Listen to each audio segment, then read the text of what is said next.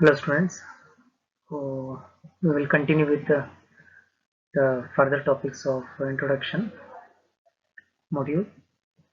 So in the last class you have seen the classification of surveying, how surveying is classified and on what different parameters the surveying is classified.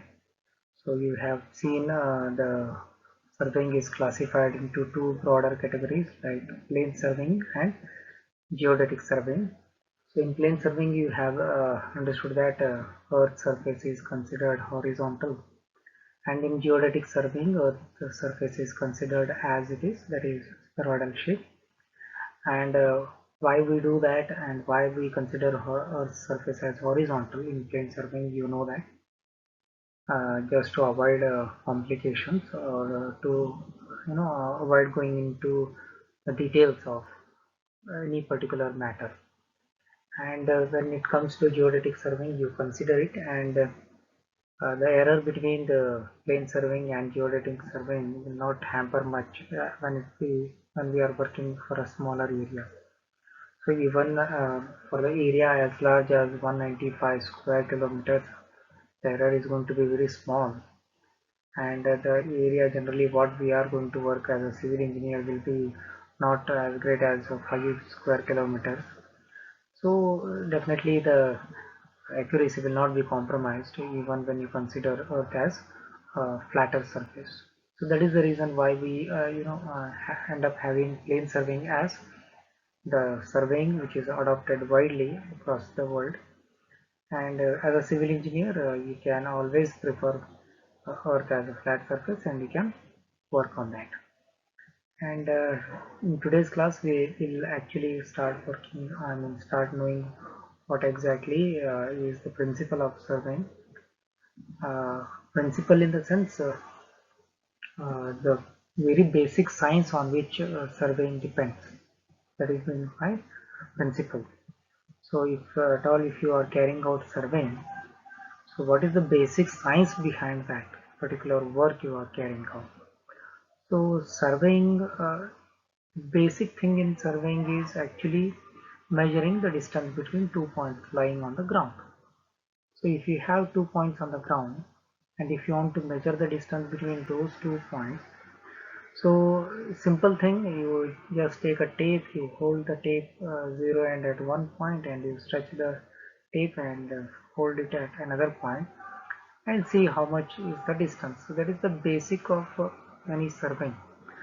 So even when you are going to do the basic thing like measuring the distance, there is a principle involved in it. What kind of principle involved in it, and how exactly the whole surveying has got its foundation laid on? So let us see that in today's class now. Okay, so now I'm going to discuss principle of surveying. Moving ahead, so actually there are two principles of surveying. How exactly any kind of survey has to be started with, and how exactly you need to carry out any survey. So there are two principles of surveying, namely locating a point by measuring it from two different reference points, right? And the second one is working from pole to point. So these are the two principles of surveying. I'm going to discuss each one in detail in further slides. So the first one we will see now. So the first one here is location of a point by measurement from two reference points. So what exactly this principle is all about is if you remember your school days in your geometry, you were given a problem where you were supposed to draw a triangle. Just imagine that sides of the triangle are given, and then you are supposed to draw it on a paper. Like if the size of the triangle is, base of the triangle is given 25 meter, okay, and height of the triangle is given 10 meter, and it is a right angle triangle. So such a a triangle, how will you draw? Is by converting that into some suitable scale, because 25-meter base of the triangle, 10-meter height of the triangle, you will not get such a large paper on which you will be drawing the triangle. So what will you do is, generally you convert that into some smaller length, like 25-meter can be drawn 25-meter, but with a smaller line or smaller length by just proportionating them. So proportionately you convert that into some smaller length. For an example, 1 meter in the field will become 1 centimeter in your paper. So the line which is 25-meter actually there in the field, I am not going to draw it as 25-meter, I am going to shorten it. So 1 meter in the field, if it has to become 1 centimeter here, then 25-meter will become 25 centimeter. So 25 centimeter line I will draw. Then 10 meter is the height of the triangle. So 10 centimeter line I am going to draw. Then I am going to join the third side. So this is how the conversion takes place. So from the field, how I am going to draw in the paper is by this way. Now imagine you have 3 points on the ground, and those 3 points are to be drawn in the piece of paper. Then what options I am going to have? For an example, imagine in front of your, imagine your building, and there is a road in front of your house.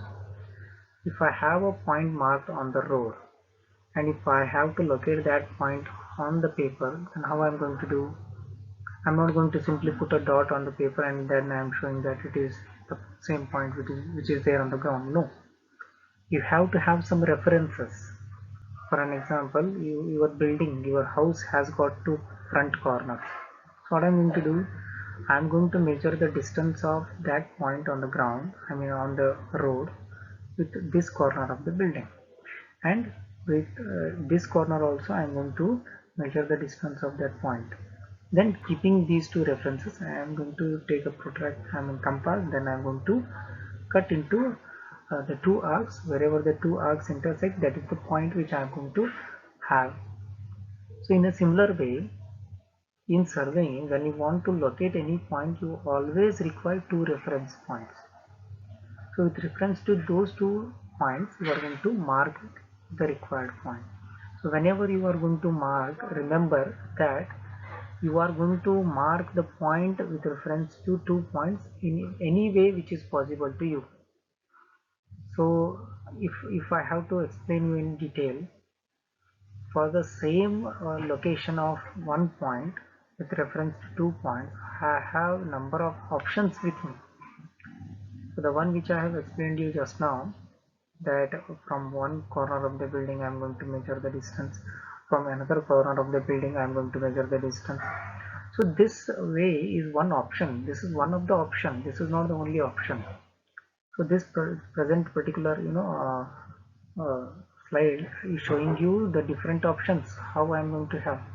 R in your slide is the point which is supposed to be shown, and P and Q are 2 points which are already present in the paper. R is unknown.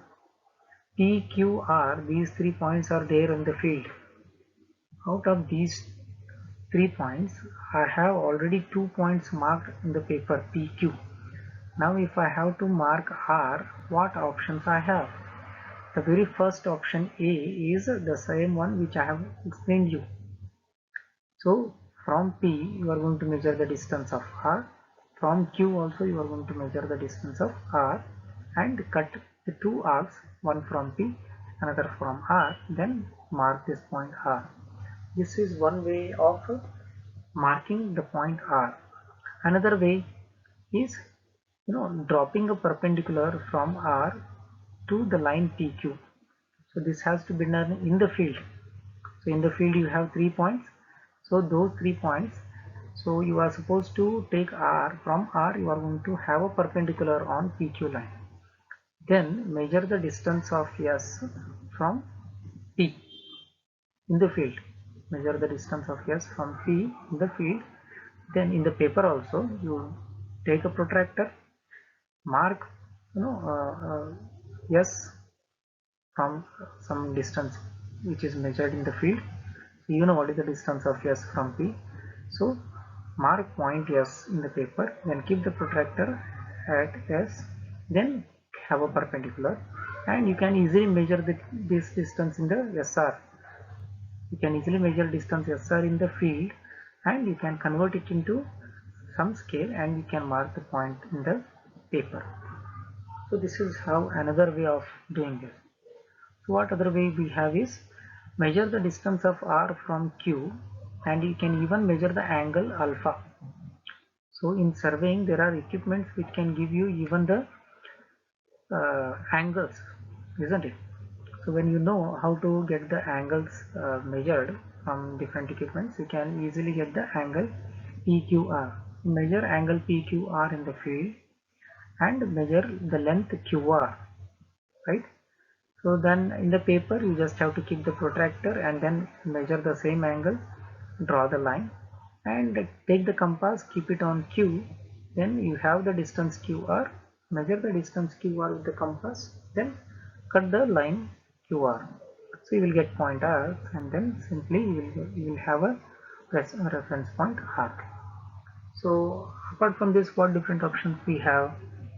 The fourth option, where two angles are measured, PQR and then QPR, both alpha and beta, which you are able to see. Both the angles are measured in the field with the help of some equipment. So those angles are being marked, and then you are going to simply draw the lines QR and PR. So wherever the two lines intersect is the point R. So this is the other way of doing it, isn't it? Then finally you can measure one angle here, and you can measure the distance of R from P. So angle PQR is measured, and then length PR is measured in the field. Then come to paper, first measure this angle and draw this line, right? And then from compass, keep a compass at P, then you have the distance PR. So measure that distance PR in compass, then cut the line which is already drawn, that is QR. So QR line can be easily cut here, then you will get point R. So this is the another way of doing this. So the first principle of surveying says that whenever you want to locate any point, you have to have two reference points, and with those two reference points you can draw the third point. So to draw the third point, what different options you have, that has been explained now. And remember, these 5 different options what I have shown, these are not the only options left. These are just examples. These are just an example to think of other options. You may have other options to think upon. So you can always have your own way of doing this. So that is what the reason which I have told you in the beginning of my classes. So surveying is actually an art. Why it is called as art? Because single problem will have multiple solutions, right?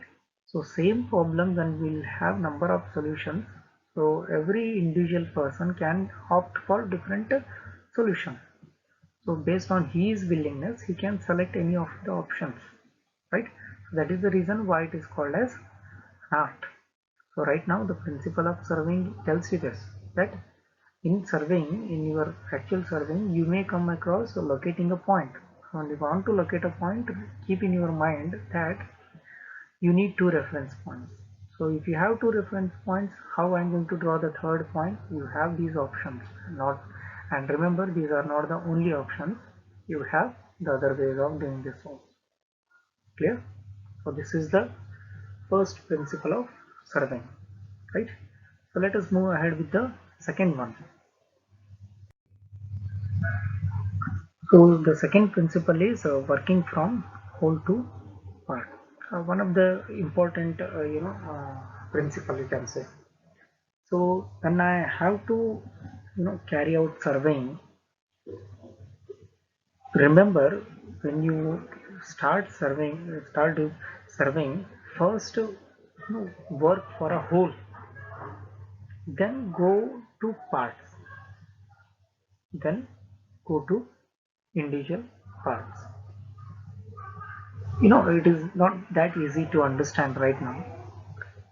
I will give you some examples to understand. Okay, so principle of surveying says working from whole to part. So whole to part in the sense what? First you consider the whole area of your survey that first, then go to individual parts.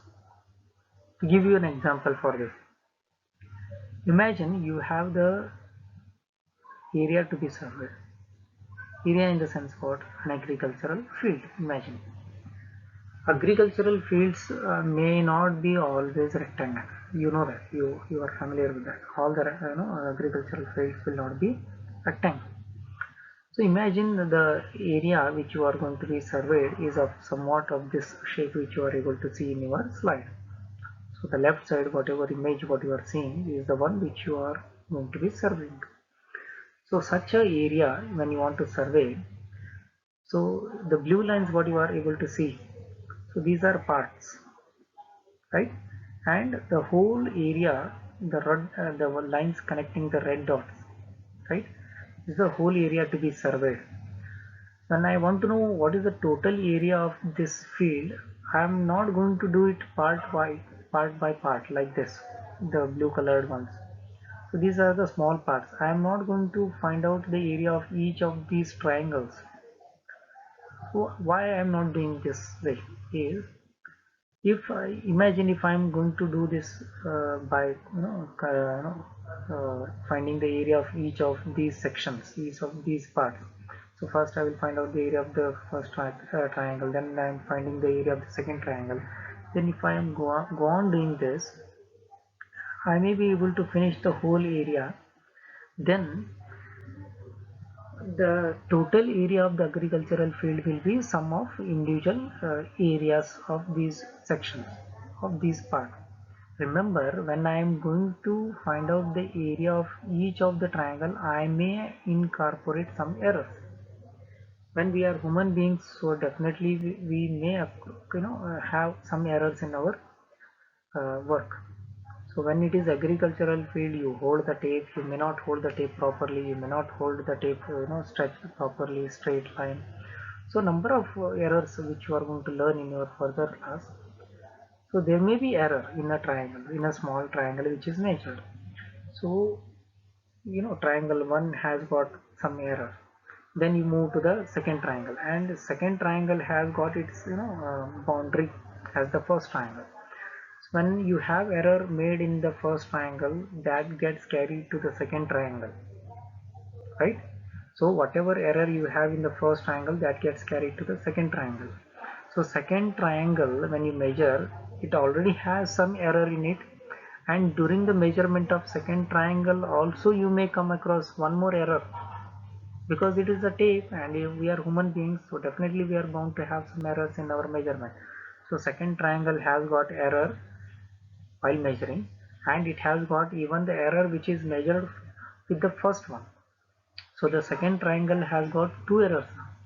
So now the third triangle, if you go, so third triangle will already have the error which is from first triangle and second triangle, and during the measurement of third triangle area you will have one more error. So by doing part by part, your errors will get accumulated.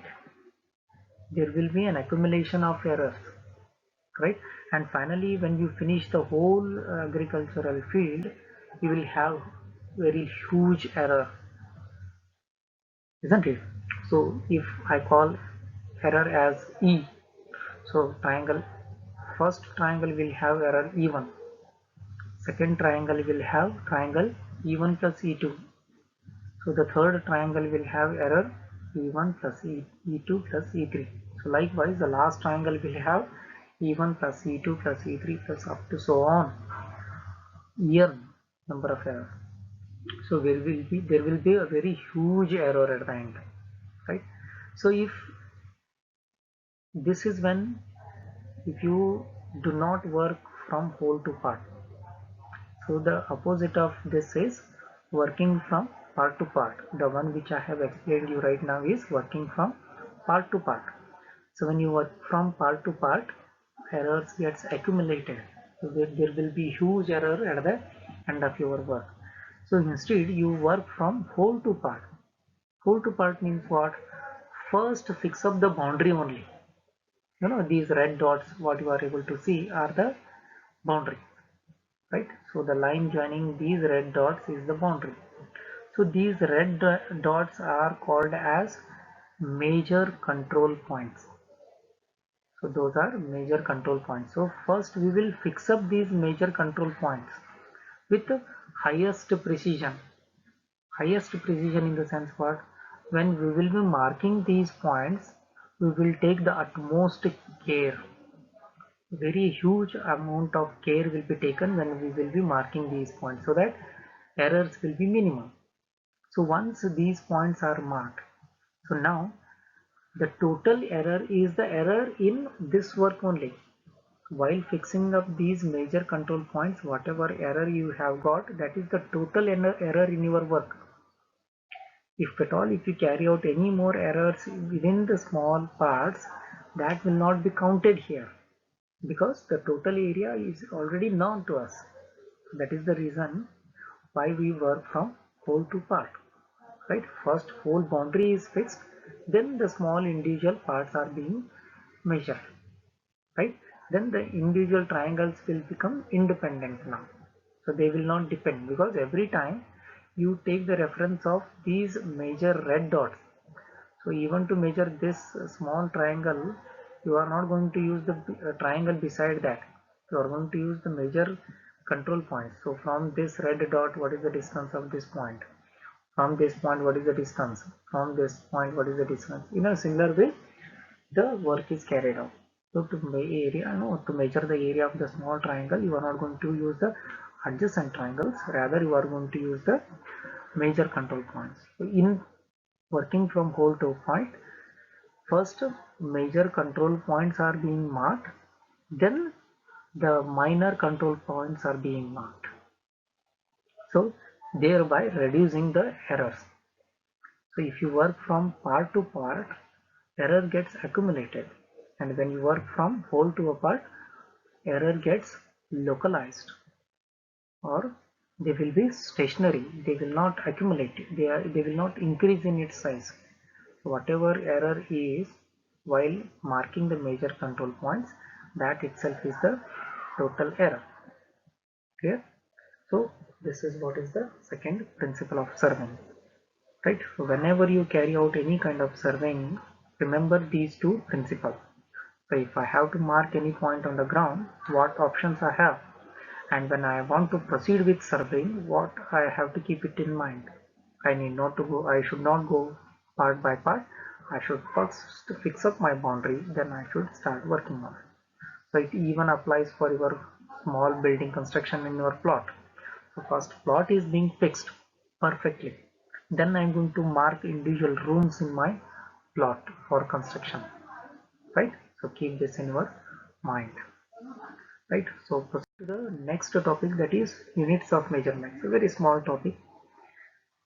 When you want to measure any kind of distance, so you need to know what different units I have for measuring the distance. You already have studied this in your physics, in your geometry, or as well as even in your QC physics, that to measure any distance what options I have. For civil engineers, the major concern is when I want to measure distance, either I will measure the distance in meters or I will measure it in terms of feet and inches. So you should know the conversion between feet and inches whenever you carry out any kind of distance measurement. So generally in the college, in your studies, you are going to use meters and centimeters for measuring any length. But when you go for field as a civil engineer, you will come across inches and feet, right? So you should know the conversion. So 12 inches will form 1 foot. Foot is a singular, feet is plural. So we call 1 foot, right? And 2 feet, 3 feet, 5 feet. There is nothing called foots, right? So 1 foot or 2 feet, 3 feet, 4 feet, 5 feet, like this. So 12 inches will make 1 foot, right? So 1 meter means 3.28 feet. 1 meter will have 3.28 feet, right? So you might have always heard about guntas, isn't it? How much is one gunta, right? So 33 feet by 33 feet is actually one gunta, right? 33 feet by 33 feet is one gunta, right? And 40 guntas will be 1 acre. 40 guntas will be 1 acre, right? Such things which are required for you after your engineering. So right now the distances will be measured in terms of centimeters and meters. 100 centimeters will form 1 meter, you all know that, and 1 centimeter will have 10 millimeters. So 10 millimeters will be 1 centimeter, 100 centimeters will be 1 meter, you all know that. So when you want to measure the distance, there may be horizontal distances, there may be vertical distances. Whether it is horizontal distance or vertical distance, so unit remains same. And when it comes to angles, always angles are measured in terms of degrees, minutes and seconds. So 60 seconds will form 1 minute, 60 minutes will form 1 degree. You all know that, right? So 1 degree will have 60 minutes in it, and 1 minute will have 60 seconds in it, right? So you can imagine how small 1 second will be. There are equipments in our lab which can measure even 1 second of angle. So such a small angle can be measured with the help of equipments, right? And areas and volumes can be easily measured, because areas to measure you have, if the lengths are in terms of meter, then square meters will be the general unit of measuring areas, or square feet. 100 square feet, 100 I mean 10 feet by 10 feet will form 100 square feet, isn't it? So 33 feet by 33 feet, that forms one gunta, will have so many square feet. So you should have that knowledge. And when it comes to volume, so meter cube is one way of measuring the volume, or cubic feet, so that is feet cube, or cubic feet is one more unit of measuring the volume. Volumes are even measured in terms of brass. So one brass means how many cubic feet, right? So 100 cubic feet is one brass. 100 cubic feet is one brass. So keep this in your mind. So one truckload will have how many brass of sand, how many brass of aggregate. So that knowledge you should have. Clear? So this is about today's class. I hope everybody has understood today's classes of principle of serving as well as units of measurements. Right? Thank you. Have a good day.